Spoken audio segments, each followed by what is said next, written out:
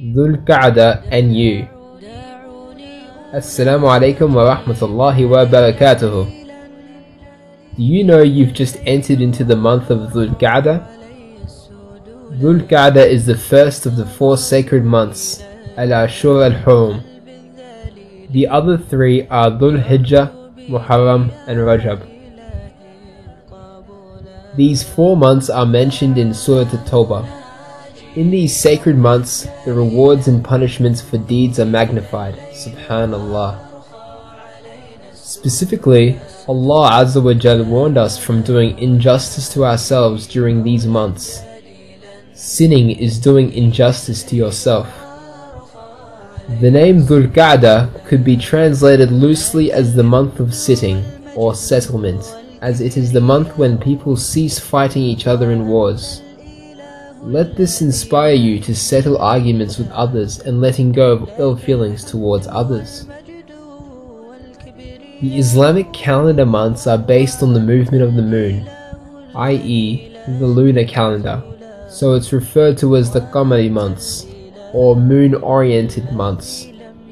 Nevertheless, the calendar starts with the hijrah of the Prophet ﷺ, which took place from Mecca to Medina, as the hijrah was the turning point in the history of Islam.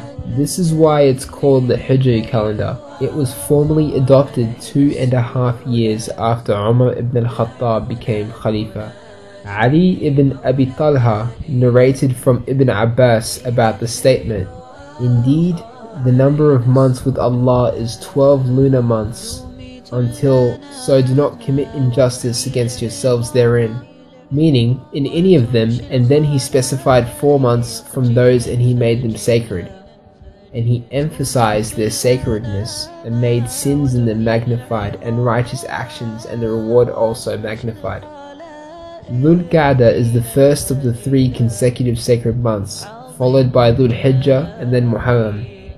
This means the next 3 months are a time in which there are magnified rewards for your good deeds and magnified consequences for your bad deeds and habits.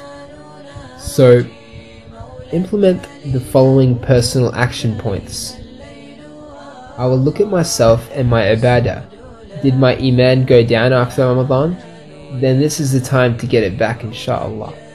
I will remind myself that this is a sacred month each time I'm about to say a bad word or do a bad deed. I will try a no excuse policy with my salah. Whenever it's time for salah 5 times a day, I will stop what I'm doing and rush to pray. I will tell myself nothing is more important than salah. I will focus on my relationship with my parents. I will strive not to raise my voice to them and make them smile, listen to them and share thoughts with them to make them happy. I will give extra sadaqah. Do you miss that feeling of Ramadan? Donate money, but also do something for someone nearby. Vary your ways of sadaqah. I will focus on the Quran. Each day I will open the Quran and get extra hasanat for each letter that I recite, inshallah. I will play the Quran in my house and recite it with my family. I will make extra effort for my spouse, my children and relatives. I will get my Ramadan dua list and start using it again. I will take at least 10 minutes each day to sit down, focus and make dua, because I will get rewarded for each dua I make, inshallah. I will spend more time on dhikr.